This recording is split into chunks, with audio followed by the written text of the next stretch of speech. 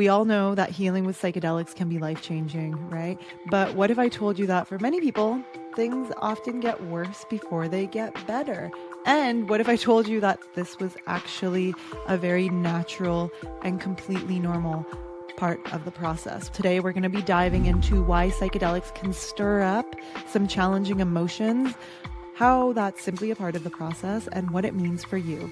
My name is Lana Pribic. I am a certified professional life coach. I am the host of the Modern Psychedelics podcast and co-founder of Kana Wellness. So let's dive into this topic today. This topic is a spin-off from episode 110 that I did where I talked about harsh truths about psychedelics. I wanted to dive deeper into this idea that things get worse before they get better, because it's important to acknowledge this often overlooked reality that psychedelics can bring up these painful emotions or challenges before we feel the benefits, and it can feel like we're working backwards. In other words, things can start to get worse before they get better. A crucial aspect of this journey involves shifting our perspective on psychedelics. They aren't band-aid solutions. Instead of being a temporary fix, psychedelics illuminate, amplify, and really force us to look at and engage with our inhibitions that are holding us back and our painful wounds. While psychedelics can lead to lasting solutions for happier, more meaningful lives, we need to really engage in the process for it to work. We must be active participants in our healing journeys. Remember, psychedelics are not an escape. They are an invitation to confront the very things that we have been avoiding. I've seen this in my clients and in my personal experiences. Healing through psychedelics can bring up intense emotions that feel very overwhelming, but eventually lead to growth and transformation. So let's explore why it may seem like it's not working, but in reality, it's a natural and necessary stage of the healing journey. Now, things getting worse before they get better is not a novel concept, and there are many frameworks that illustrate this progression during transformation. One of the most notable frameworks that I want to talk about today is the hero's journey, popularized by Joseph Campbell in his book, The Hero with a Thousand Faces. Campbell outlines a common pattern in stories where the hero, which is you, by the way, faces trials and tribulations and challenges before achieving transformation. The hero's journey typically consists of several key stages. Let's review them. The call to adventure is the first stage, where the hero recognizes that something isn't right and is invited to embark on a journey that will change their life, right? There's this promised land that they want to get to, and they're not there yet. So they're like, okay, let's start the path of going from here to there.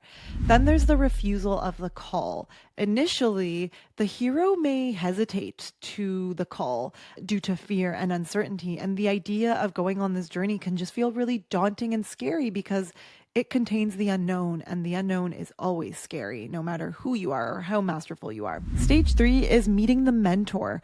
The hero encounters someone, a community, a guide, a therapist, a coach, a psychonaut, who provides guidance and encouragement. Then there's crossing the threshold. This is where the hero really commits to the journey.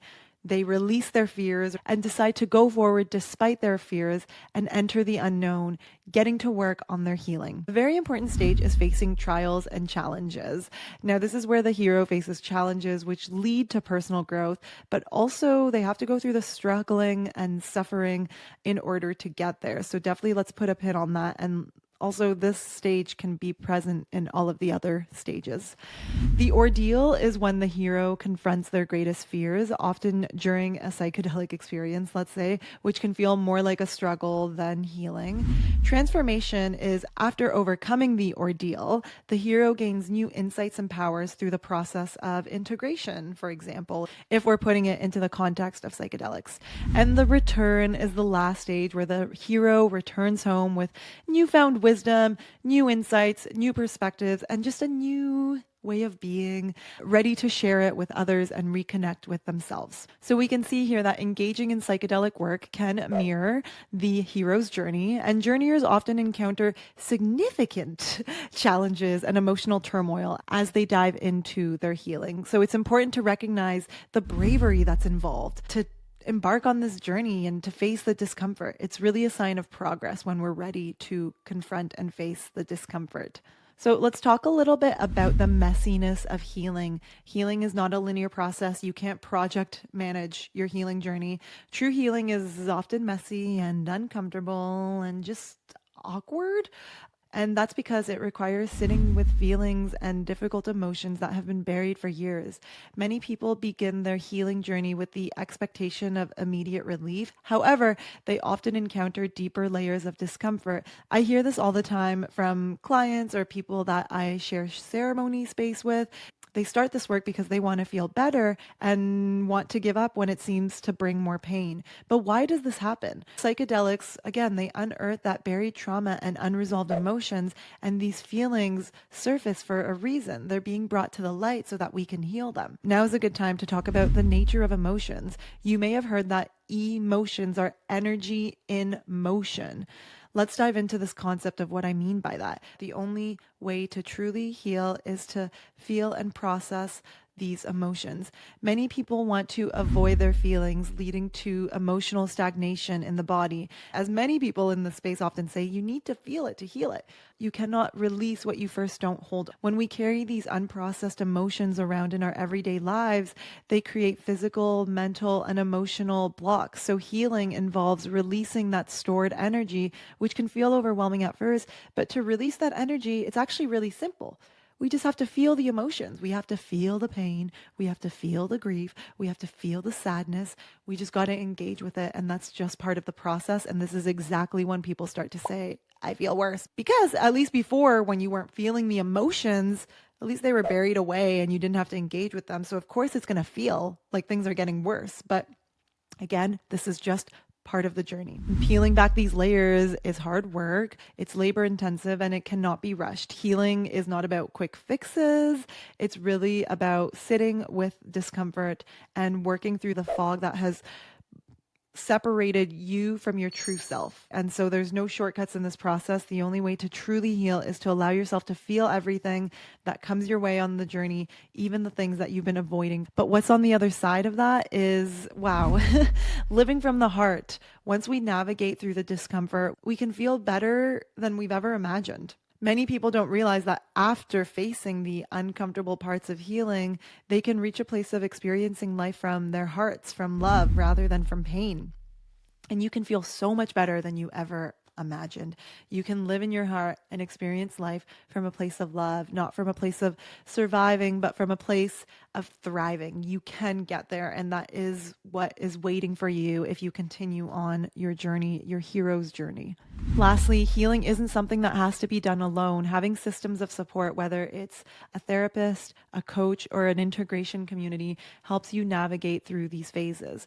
During the hardest parts of the journey, it's really essential to have someone in your corner who understands the process and can offer tools and support. And even if you aren't in a challenging part of the process, and even if you're in that expanded state, having someone there with you to reflect back to you your potential and your growth can be very powerful. So, as a coach, I call myself a facilitator of transformation and really helping people to integrate these higher consciousness states of being into the everyday life and providing that emotional support and practical tools to navigate the storm before the calm. If you're interested in working with me as your coach, I recommend just checking out my website, modernpsychedelics.net/coaching, where you can read all about the program. And if you're ready to apply, go ahead and you can apply on that website through modernpsychedelics.net/apply. So to recap, healing through psychedelics can be very messy and uncomfortable, and it often will get worse before it gets better. But this discomfort is a necessary part of the process.